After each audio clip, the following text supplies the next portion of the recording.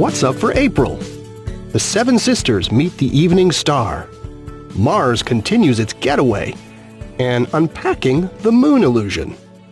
At the beginning of April, look to the west each evening in the couple of hours after sunset as Venus visits the Pleiades. Watch each night from the 1st through the 5th as Venus climbs higher in the sky each evening, crossing through the Pleiades star cluster. The real highlight is on April 3rd, when Venus will appear inside the Pleiades, meaning it'll be in the same field of view through binoculars or a telescope with a wide field of view. This should be spectacular if the weather's clear where you are, so here's wishing you clear skies.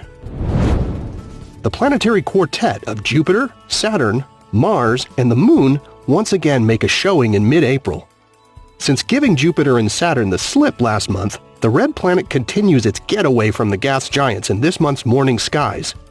Mars begins the month just beneath Saturn, but by the middle of April it's moved a decent distance away.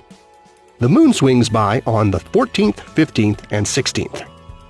The three planets won't appear close together in the sky again for a couple of years, so catch them now if you can. And Earth is currently catching up to Mars in its orbit as the two planets come into the right position for the launch of NASA's Mars 2020 mission and its newly named Perseverance rover. Most of us have had the experience of watching the full moon rise in the distance, maybe over a city or a distant mountain, and it looks huge. In fact, it's got the very appropriate, if unimaginative, name of the moon illusion.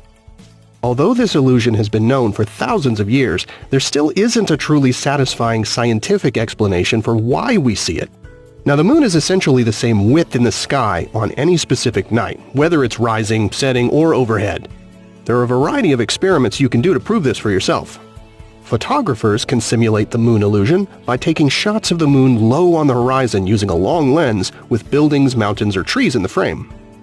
It's known not to be an optical effect of our atmosphere, though the atmosphere does add to the yellowish color of the rising and setting moon, much as it makes the rising and setting sun look redder.